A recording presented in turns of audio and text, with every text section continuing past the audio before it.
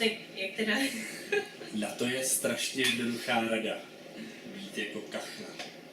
Neustále ve sprše. Jo? Žádný masti, žádný zábaly. Sprchovat. Co nějaký odvary z dubový kůry nebo ne z dubový? Řepíku. Ano. Řepík nebo dubová kůra. Pokud tam není velký poranění, který třeba se nějakým způsobem zanítí, tak na začátku vůbec. To je spíš Na na takový... začátku znamená třeba 2-3 dny, to znamená nebo první 14 dnů. První 14. Je to spíš tak v tom, když třeba zeje konečník, nebo malinko zeje ten nástřih, to šití, nebo to sešitý poranění, tak je to spíš taková dezinfekce porodních cest. Ve smyslu, miminko spí, hlavu si udělám prostě z řepíku, tak tam se většinou dostanu to doporučení při propuštění z porodnice na základě nějakého nálezu, nebo od svého gynekologa, když samozřejmě se něco děje.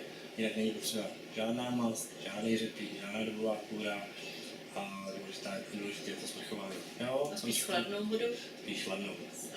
Přesně tak, jinak to ten otok sníží a hlavně to bude v čistotě, důležitá je ta sprcha, jo, samozřejmě v těch prvních dnech jdou výrazně očistky, takže prostě voda a pak spíš to vysušit, prostě nechat to zapařit, jo, větrat.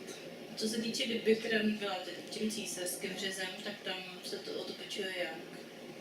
Tam se to peče jakoukoliv jinou ránu, břišní chirurgii, jo, čistota, všeobecná, samozřejmě